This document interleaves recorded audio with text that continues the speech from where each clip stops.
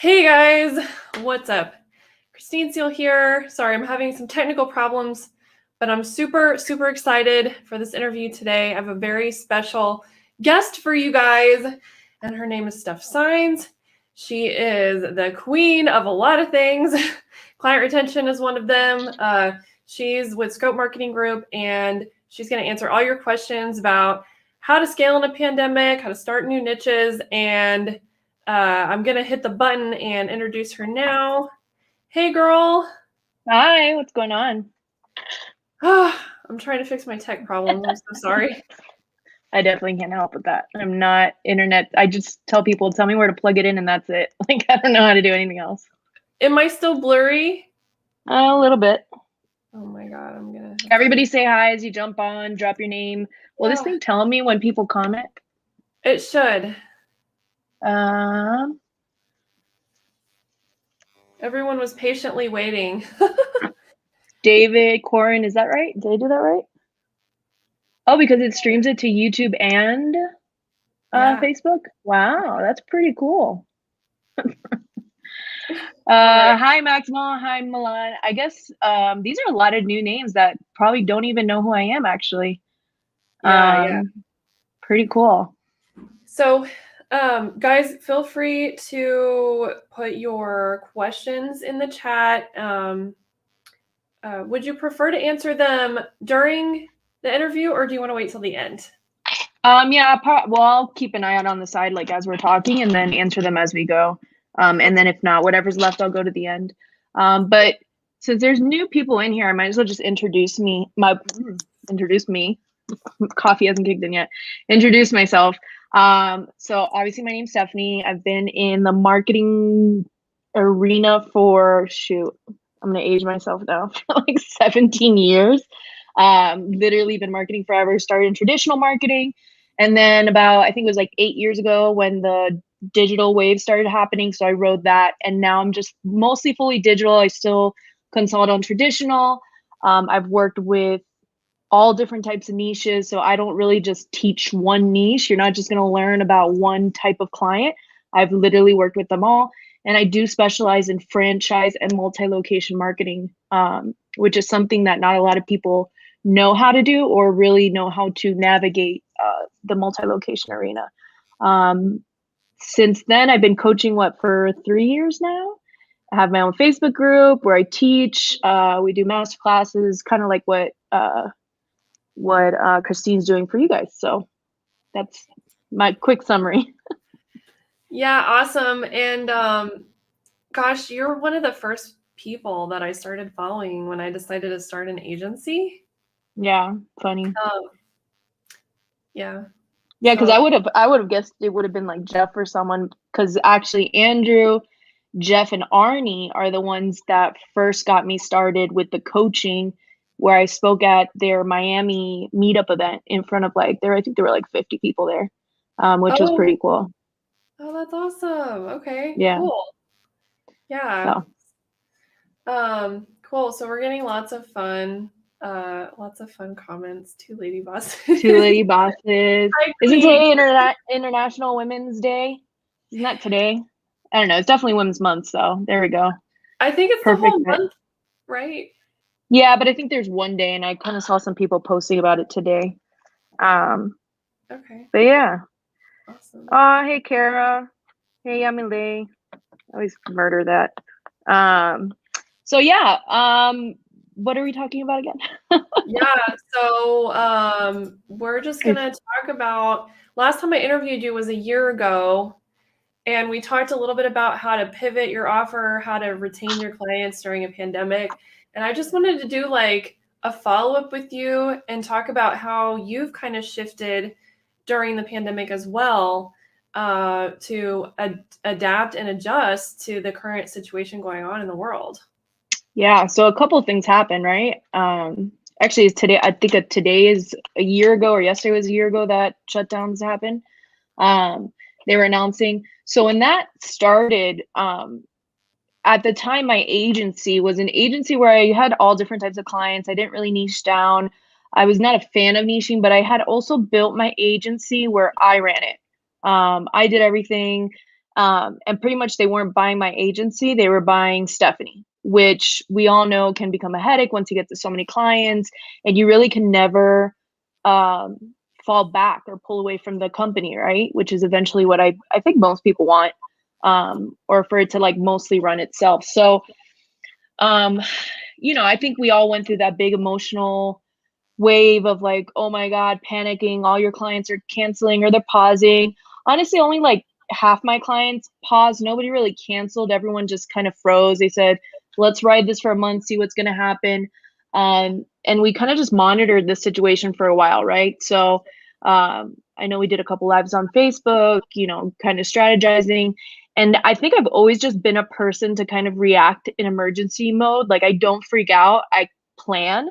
If anything, like I overplan or overwork, like I do even more just to, it comes back from my event background, right? So I started in events and marketing. So planning big concerts, any type of event, festivals, nothing goes right.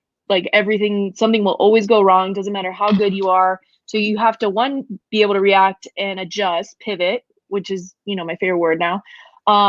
And then two, you know, have a new plan or think of something different. So when it first started, I was like, oh, in my brain, I came up with like 10 more new business ideas.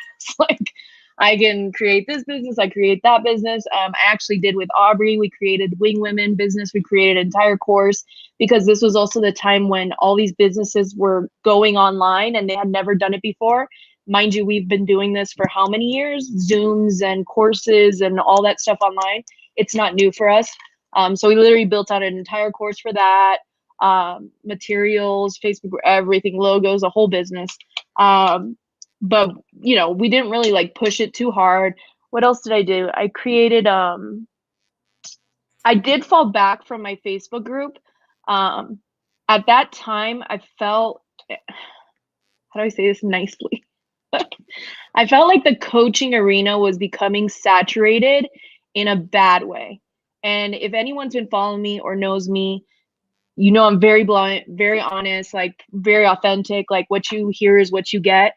And I've never been a fan of those like one-off coaches that kind of like had one success and then are now trying to sell you a $5,000 program and then it's just not going to help you in the end. And I saw a lot of that popping up around this time. And so it kind of disheartened me. It's like, I don't want to be associated with that. I don't want to be a part of that. And so it gave me a bad taste for coaching at the time. Obviously, there are certain ones that I'll always back up, like you or Jeff or certain people, because we've always been very authentic. But it just became overwhelming, the guru arena out there, and so I didn't want to be a part of it. So literally, I left my Facebook group of 3,000 people like to die, pretty much over the last year. Before that, I was doing a lot of master classes and stuff, and it's more me it was reevaluating, what do I want to do? Because obviously this agency thing, is it pandemic proof? Is it disaster proof? Is your business disaster proof? A lot of you guys learned that you're not disaster proof. You've lost a lot of clients along the way. But what were you doing to fix it? So another thing that I did, which, not saying this is what you would do, but like, for example, I've never done e-commerce in my entire life, nothing. And right in the beginning, when the pandemic happened and everything shutting down, my mother was kind of freaking out and having a lot of anxiety, and like it was emotionally really affecting her. So I had actually read an article that day of this nurse that was sewing masks, and she started with donating them, but then everyone wanted them, so she started selling them in person for like $10 or something like that. And this was a time when like you couldn't go to CVS and get a mask.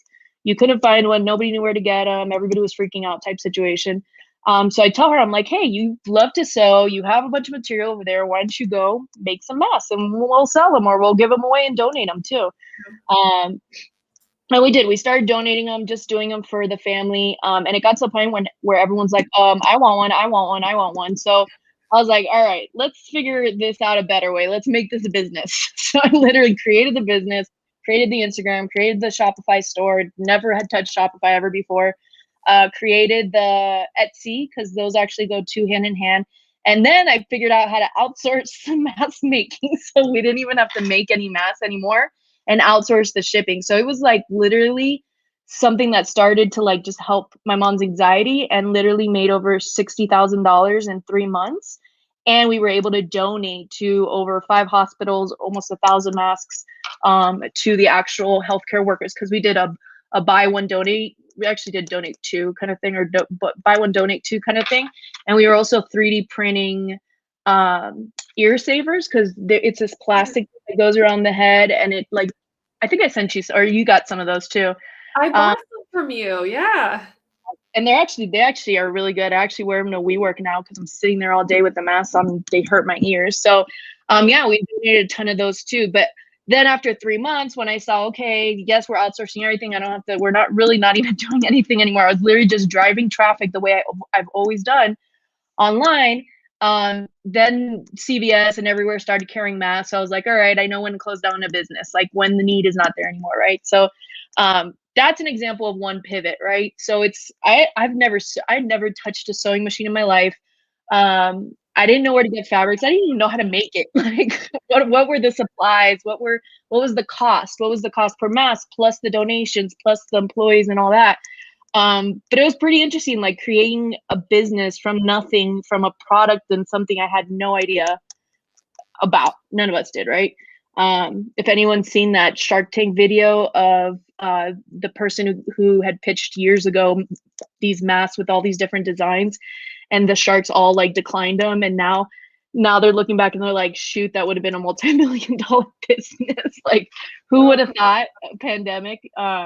So yeah, that was one pivot. And then probably around like June, July, and those of you who follow me or follow my business partner, kind of saw where we actually created a brand new agency from nothing, from zero, from scratch. So like I mentioned, I have worked with all different types of clients. I've done med spa, massage spas, franchise, multi-locations. What else have I done? Dentist, obviously. Real estate. I've done everything, right? And so I had a lot of success in the last year with a franchise client from the dental world, one client. And they, even during the pandemic, we only shut him down for 1 month, like paused it. But once they were able to open for emergency services, they were busy, and we were making more money that first month from his Facebook ads than we were doing like the previous year. So I was like, in talking to my now business partner, and we were deciding to create a new agency that would not have us in the forefront. Like, we were going to create this agency on purpose to get rid of it in X amount of years, and Stephanie can step away and it doesn't make a difference type of situation, right? So I literally took my template, which you saw was a mess, like a big fat mess, my snapshot. And we took that and we built it up even more after that, and just kept building and building, and we just stuck with one niche. And now I've learned a lot in the difference of the two agencies, like a lot, right? So it's really, really difficult to take yourself out of a business or remove yourself as a frontline person, especially like when you're kind of like the brains behind it, and you just want to like fix everything and handle everything. It's so difficult.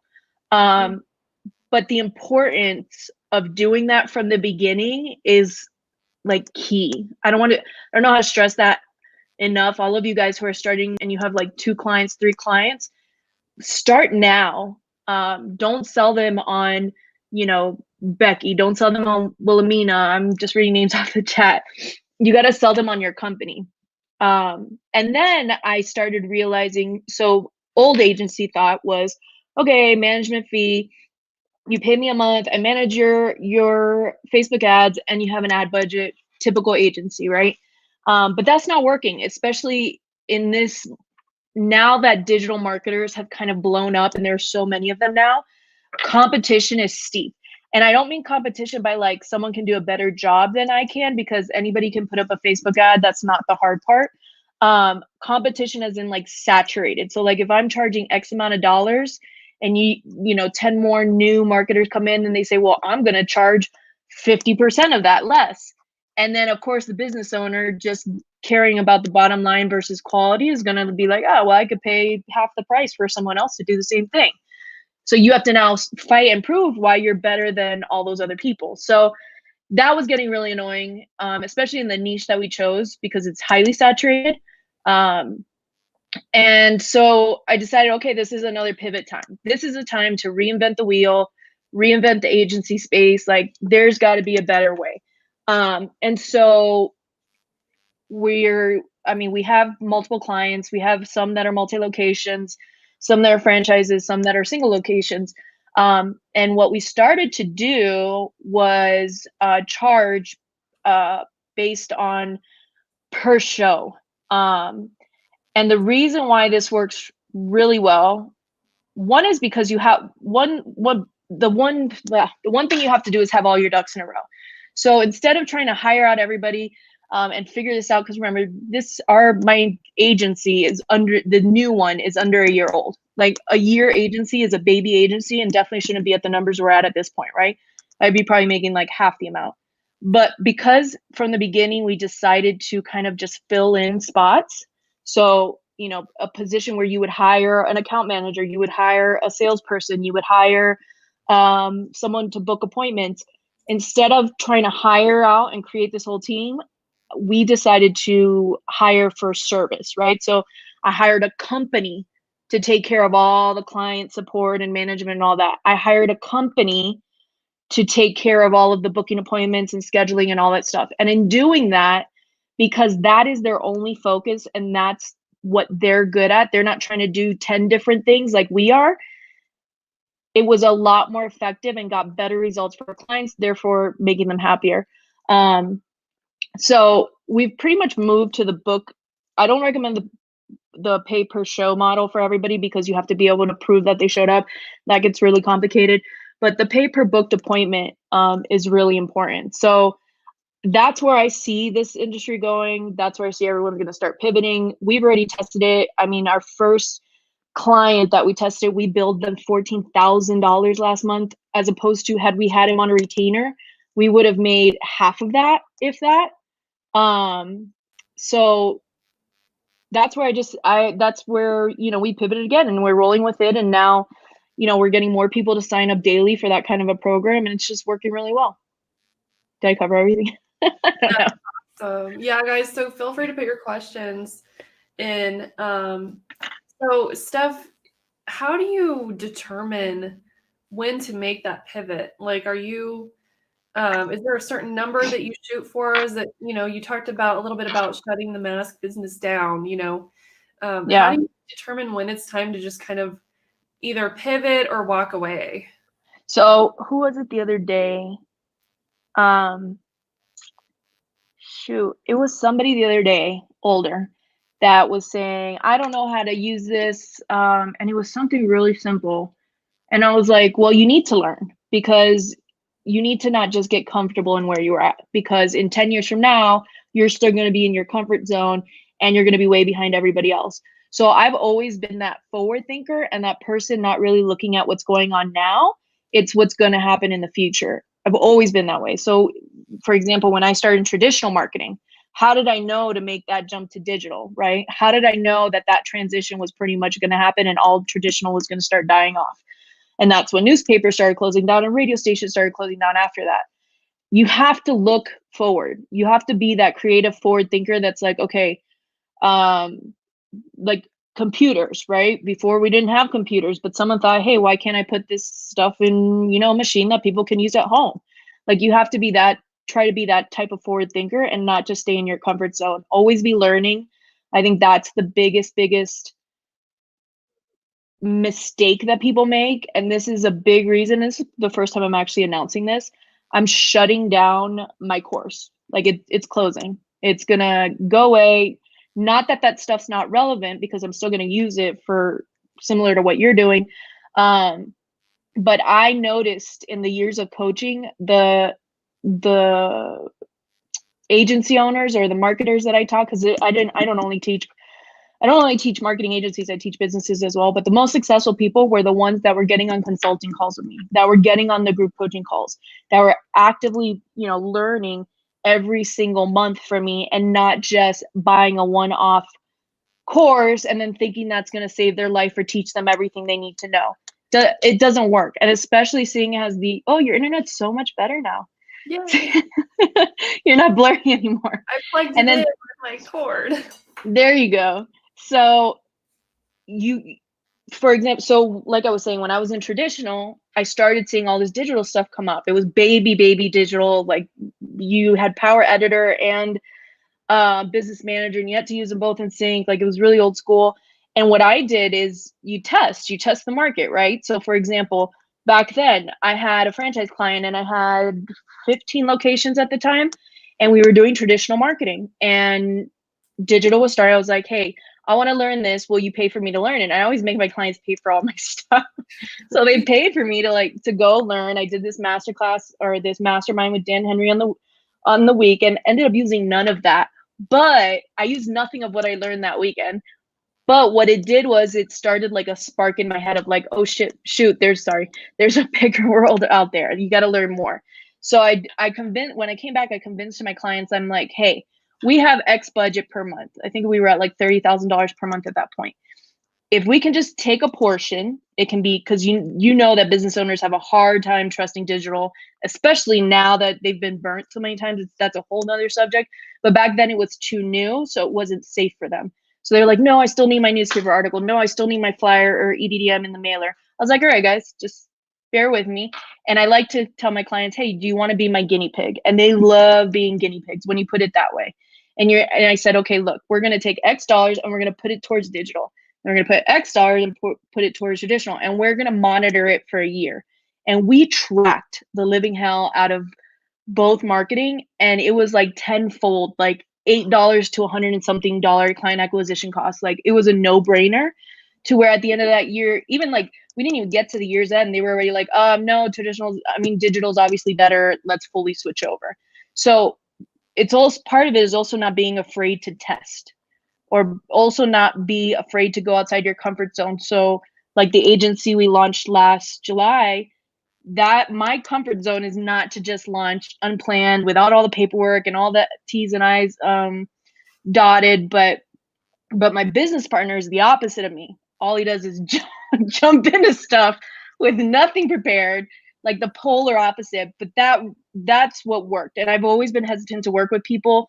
We had worked together on a couple projects before that, so we knew personality-wise it went well. But we're both opposite in like my strengths are his weaknesses are my strengths. So that's how we were able to really come together, say, okay, you're doing this and I'm doing this. But it was getting over that fear of, oh no, everything's not ready yet. So be brave. Don't let fear take over, and just jump, because what's the worst that's going to happen? You just start a new one, or you launch something else. I mean, you're kind of understanding that too now.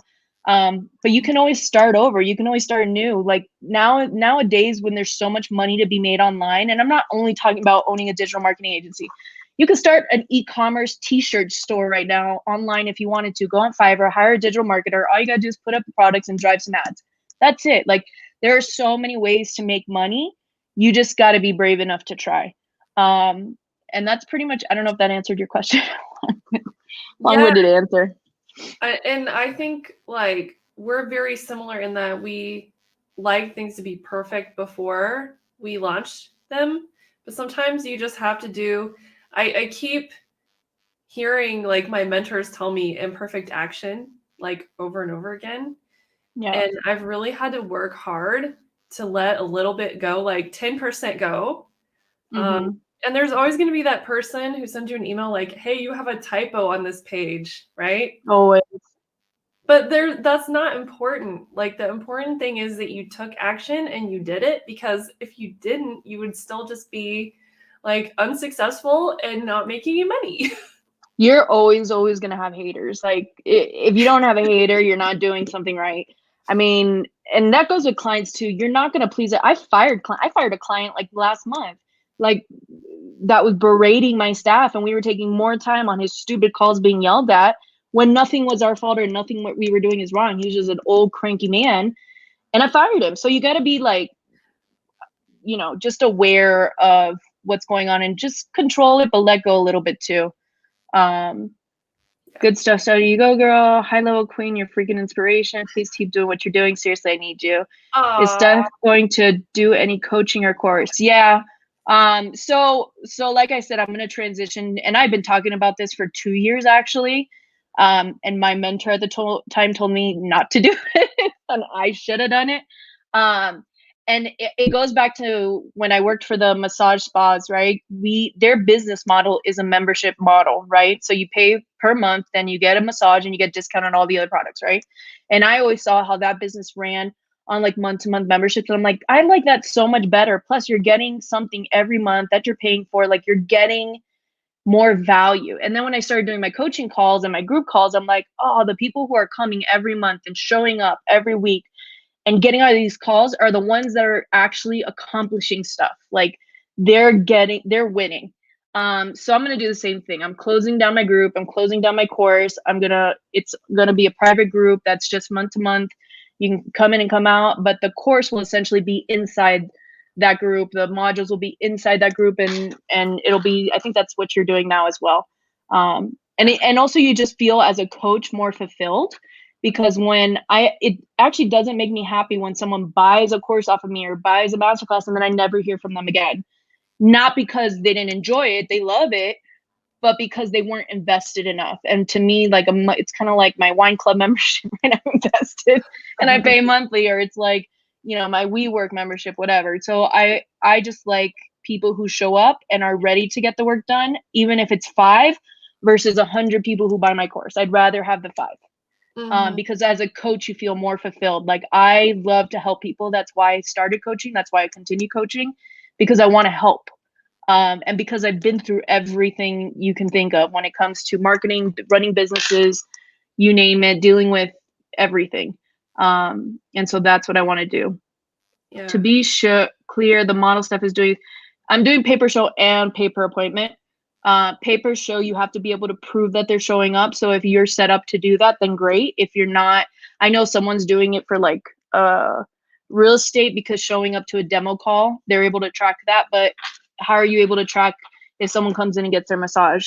You're going to have to trust the client, and I just don't trust clients. So pay per booked appointment is really what I feel the way to go, because I can prove, because we make all the appointments, like my team. So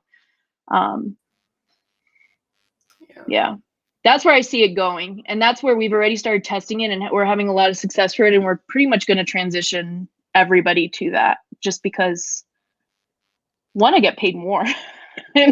You don't realize it because it's a risk, right? You're taking a front risk, but if you've done everything correctly, you're actually getting paid more, if not even. So why not? And have you seen that the clients are more amenable toward that model as well? So far, yeah. And I think the biggest reason is because they've been burned by one too many digital marketing agencies. Like, I feel like our agency is the rehab clinic for a lot of businesses, because they always come to me like damaged. It's like, oh, we tried that. Oh, I trusted them and they didn't do it. They suck, blah, blah, blah. And then we come in and we're like, look, because if anyone watches a sales call of mine, like even my business partner watched my last one, because I don't do sales, but when I have to do them, I'll do them. I don't sell. Like, I'm just very straightforward. I show them the systems. I show them real life client accounts. And I'm like, this is what it is. Like, don't have high expectations. Don't think you're going to be a millionaire in 1 month. You're not going to get shit for like 3 months. Just like, I'm very, very forward. And even to where in the last call, the guy was like really throwing the questions at me, but what conversion percentage and what this, and this other company had said this fancy term, and I'm like, they did it because you didn't understand the term. And it's just, I'm not trying to be rude, but it was just a fancy term they were trying to throw around, knowing that you don't know the industry. And that kind of like put him back, like, oh shoot, yeah, like they were just dangling silver stuff in front of your face, and I'm not going to do that. I'm not going to, just because you want me to throw a number at you, I'm not going to do that. Like, that's not reality. And so my business partner saw it, he's like, he's never going to sign up. That was horrible. I was like, he's going to sign up. He's in, and he did.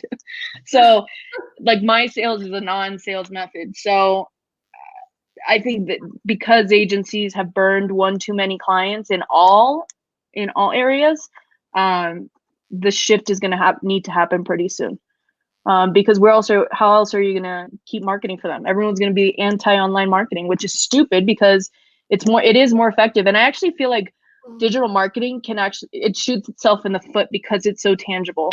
Unlike newspaper or radio, they put a newspaper ad there, a radio ad there. They may get 1 or 2 patients come in and say, "Oh, I heard you on the radio." But that's it. But when you're throwing 100 leads at clients and they see 100 leads and they're like, "Oh my gosh, I've only seen 5 people of those 100," they think that's horrible. So because they can tangibly see those 100, it actually shoots them in the foot a little bit. So we're actually also moving away. I'm going to move everybody away from using the dashboard and portal. Like, they'll get reports, but I don't want them to see the 100 leads. I don't want them to see any of that. Why? It's just going to give them anxiety. Like, you don't need to do anything. All they need to do is give the final service, right? And they need to know that people are showing up. So when you're paying me for per booked appointment or per show, that's all that matters. Not that, out of 700 leads, you had 60 people show up. Those numbers scare business owners. So why are you going to share them with them? Right. And I was going to ask you, are you seeing that your doctors or, the higher end clients are not even wanting to mess with like the CRM? Oh, they don't want to touch it. They're like, I don't have time for it. Like, and a lot of, so we don't only have a marketing campaign for when they come in. We have marketing campaigns based on actions throughout. If they don't move them, then it doesn't trigger anything. But then again, you're putting your business in the hands of someone who works a front desk, gets paid $15-$12 an hour, and doesn't want more work. They don't. So they want you to fail. They want your marketing campaign to fail just so they can be like, ha ha ha, doctor, see, look, another one stuck. So why am I going to give them that power, right? So we're I'd say 80% of the way taking that away. We've gotten 80% of that taken away. We're down to like the last 20% where I'm going to completely remove them real soon. And the only ones that I actually like giving access to are the ones that I know are really using it, because the ones that use it actually make really good money, like at least in our program, if you use it. But the ones that don't are the ones saying it doesn't work. So as soon as they get on a call with me, I'm like, well, this didn't happen, obviously. And they're like, oh, yeah, well, okay, well, we were too busy to do that. So it's like, instead of continuing with that as a problem, you have to pivot and find a solution. Like, what can you do to solve that problem? Because the client's not going to do anything. So it's on you. So if you want to survive, if you want your business to flourish, what are you going to do to change that? And that's pretty much what we've been doing, especially because this is a new agency. So maybe we have that leeway to do that, that other people maybe don't. But I'm telling you, if you start from the beginning correctly, like, it'll make your life so much better in the end. And I'm seeing the difference between like old school agency ownership versus this newer school agency ownership, which I'm a huge fan of. Cool. We got some more questions. So I work with nonprofits that are member-based developing chapters. Okay. I'm struggling with how to franchise. Any suggestions? So when you say franchise, so it's already a multi-location, right? The chapters are considered the franchise. It really depends. Like, that's a really broad question. So like, there's so many factors. Like, what is the nonprofit? What are they getting for their membership? Like, there's so many. Like, you can't grow a franchise or multi-location until you have like a couple successful ones, right? So focus on building the first 5 chapters or however many you have, and then focus on growth after that. Because what's going to happen is when you really learn from the first baby locations, like when I work with franchises and we're starting a new program, whether it's a marketing program or a review program or something, we always test launch it on a couple locations. And the reason for doing that is because you're going to learn a lot from those 2, 3, 4 locations. Once you have the experience and the knowledge from those couple locations, then you can branch out.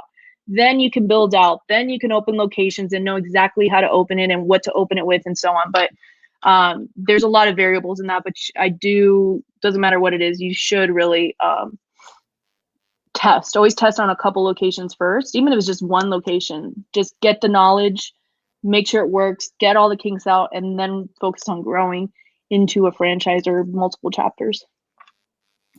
Cool. How do you determine pricing for PPBA?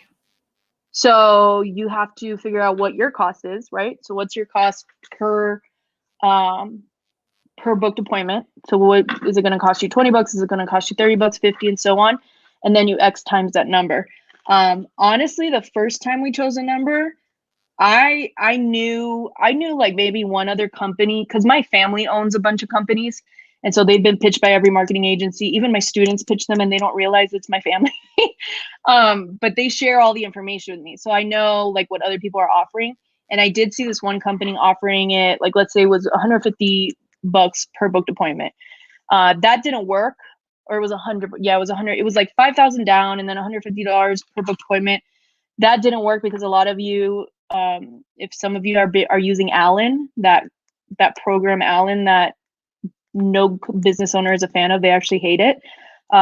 It doesn't really prove that people showed up. It just guesstimates in a way. They were being pitched that.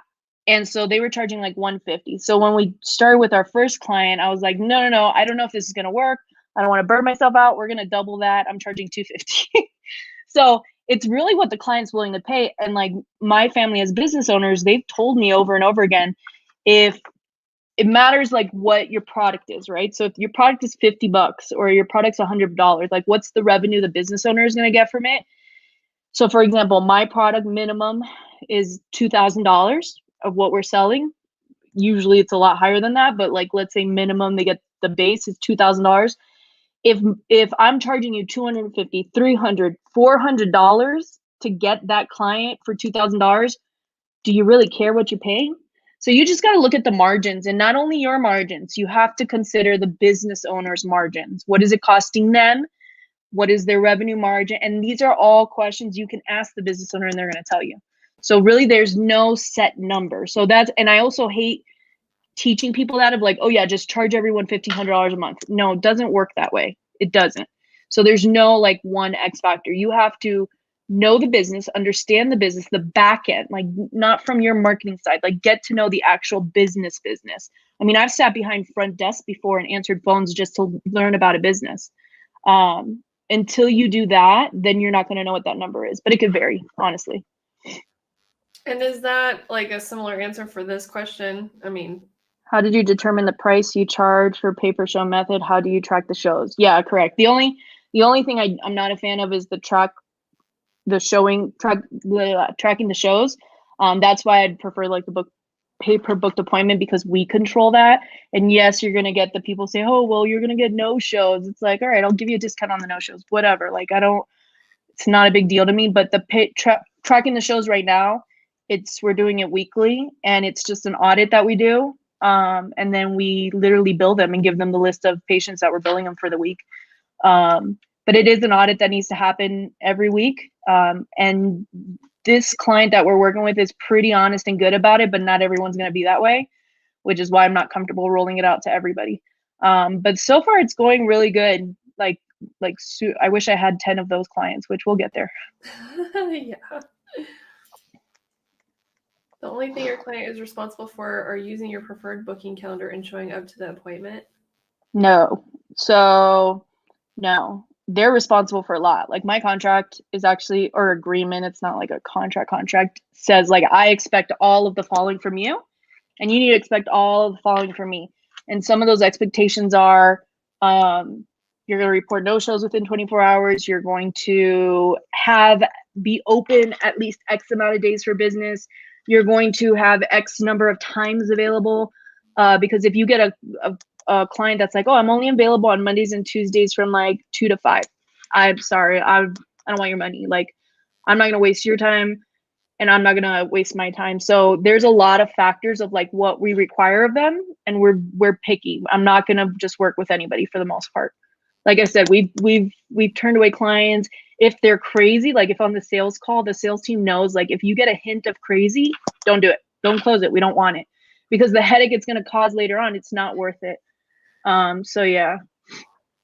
Yes, and we could have a whole different conversation on the hints of crazy, but like them after a while. Yeah.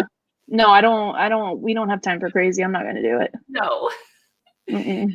Are you using HighLevel for everything? No, yes and no. So for the majority, yes, I do like the new workflow thing they just announced. Kind of excited for that. But for client base, yes and no. Like that's the short answer. There's other systems, there's other companies involved here.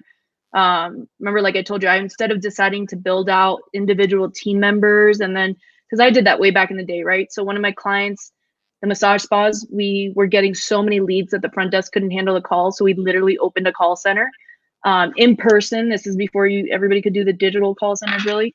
And I had the 4 computers and I hired people and shifts in and out. And I became more of like an HR person between payroll and dealing with their crap and they suck or they were good and hiring them than actually like doing what I was good at or what I loved. So in attacking this business, I said, no, we're not going to do that. We're going to hire a service to take care of the individual areas that I need.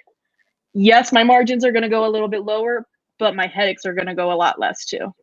And it's better for the client at the end also because they're ultimately happier because they're not getting 20% of Stephanie, they're getting 100% of Stephanie, and they're getting 100% of that other client management, 100% of the scheduling team versus like 20. If that answered that. Jeff says he has someone call the appointments afterward as the company following up. Did our staff take care of you to track?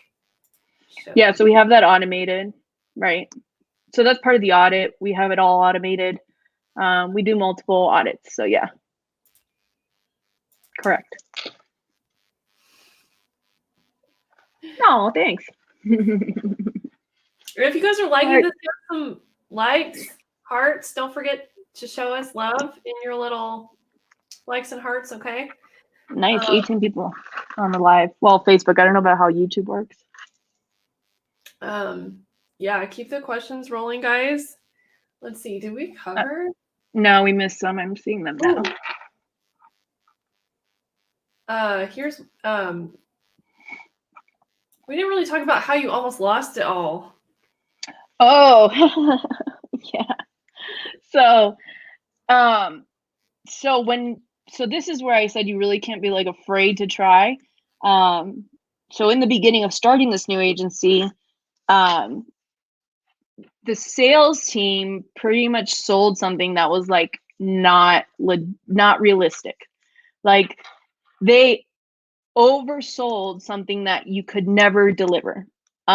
So obviously these companies who have been burned by many companies wanted to call them on it, right? Call the sales team on it. It's like, that's what you're promising. They knew it was unrealistic. Me being in the industry for so many years, I know it's unrealistic, but the sales team has not been in the industry, so they didn't know that, right? They're just trying to make a sale. So we had an onslaught of like, shoot, it was like 30 plus clients that signed up in like just a matter of months. And it was just like, after the third, so they promised 30 days, 30 people walking through the door, but that doesn't happen with like a high ticket out, like such a high ticket offer. I could do that with massages in my sleep because it's a $50 offer. But with a high ticket offer that you're spending, that you literally need a car loan for, that doesn't happen. So literally we had them all sign up. And then like within a month, 2 months, 3 months, it was like fighting fires. People are pissed off. I didn't get what was promised. I want a refund plus all this stuff. So yeah, literally like, we still have clients from the very beginning when that whole debacle happened, but that's because they were smart. They're smart business owners that understood how it really worked versus what they were just being sold on the phone. So they're still with us to this day, which is pretty cool because it shows it does work. They've made their money times 10. But you got to be realistic with what you sell. So this was going back to like selling, knowing how to package, knowing what you can deliver. Don't try to oversell just to close. Like that's not gonna last for you in the long run. Yeah, absolutely. How do you find a reliable company to outsource to? It's testing. Like I said, it's honestly it's one, asking the hard questions in the beginning and making sure they know their stuff. Obviously reviews, recommendations from other people. Like you just have to test. Honestly, it's a crapshoot. Our scheduling team was recommended to me by one of my family members, so I didn't get that from like the online space. Like people don't even know who they are. but they are very like niche specific for my niche, and bilingual because we do Spanish and English all over the country. So they met like a lot of things, and we've been working with them for the whole year now, and it's been good, going really, really good. So you just got to test. Yep. Don't be afraid to like if one of the companies suck, you can replace them tomorrow. Like it's not gonna be hard. You might freak out, but just know that you can. They're all replaceable. There's probably a million of them out there. Yeah.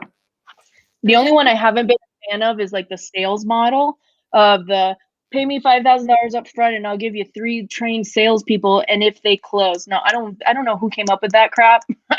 I'm not a fan of it. No, you sell, you'll get a percentage. And like I'm not a fan of that whole. Some digital marketer made that up. I'm probably friends with them, but I'm definitely not a fan of it. Not a fan. Yeah, it's a little trafficky for me, honestly. Yeah. It's like, what did I just pay you $5,000 for? It's like, let me pay Harvard $5,000 so I can hire their students. Like, no, and $20 says that salesperson paid you also. So absolutely not. Yeah. Yeah. Okay, so I think we might have time for one more question. And if no one else has questions, Steph has graciously agreed to give away 15-minute session, right? Mm-hmm. Okay, I just want to make sure. Yeah. So hashtag, what should they hashtag? I don't know. Hashtag nerd me Steph. How about that? Nerd me Steph. Yeah. If you guys am I just gonna pick a random one or close my eyes, or you can pick after? Yeah, you can pick after and reach out to them if that works for you. Yeah, I'll reach out to you guys separately as long as you hashtag. Somebody just asked best way to learn Go HighLevel.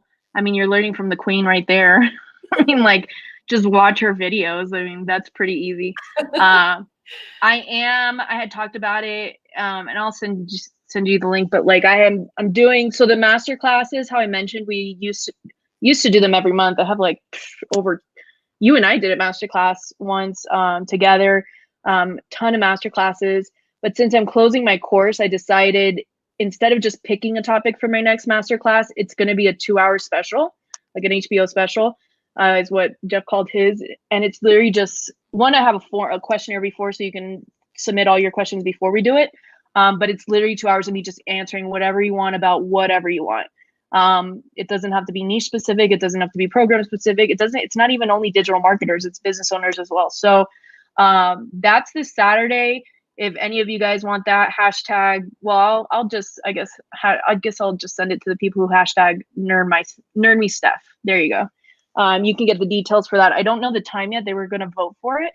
But that's this Saturday, and that's usually I work best, and Christine's watched enough of my videos to know that like I have so much information in my head, like this filing cabinet is like exploding, that I work better off the cusp. So like when you ask me a question, I'm better to give you an instant answer and a good answer on the spot, versus if I like pre-did this whole presentation with slides and like I decided what I think you guys want to know, versus just ask me nonstop questions for 2 hours and you're going to get a lot of information out of me that I would have never thought to share in the first place, because you never know what people need. Like common sense is not so common, and I don't mean that in a mean way. I mean that in like what I think is common sense is not common to somebody else and could be very useful to someone else.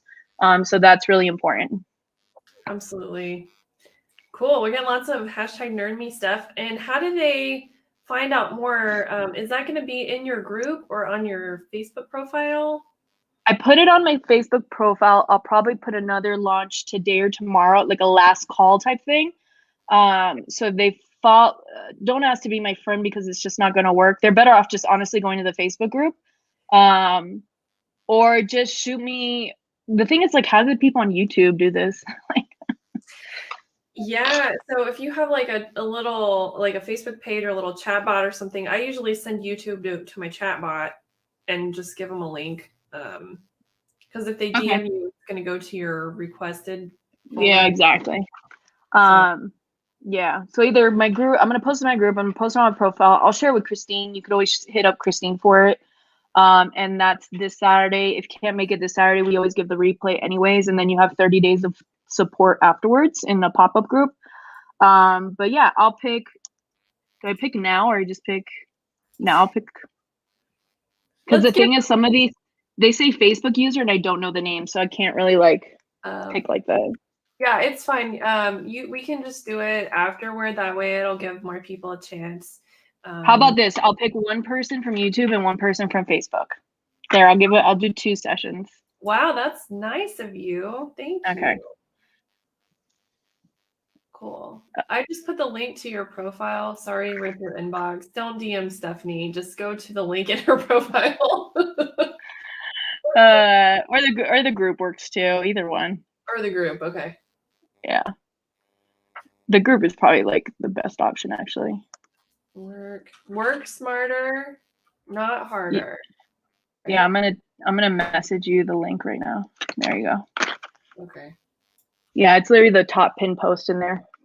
And either myself or Jennifer, who is the moderator, will get you the link you need. Okay. Well, thank you so much. Yeah, anytime. And sharing. We're gonna have to have another year follow up and see if it all crashed and burned. It's not going to, guys. It's not. Let's not wait that long next time. Yeah, no, for sure. Hopefully no more pandemics happen. So. Oh my God, I know. Okay, guys. Well, thanks for watching. Don't forget to like and subscribe if you're on YouTube. And I'm going to end the broadcast now. All right. Bye, guys. Thank you.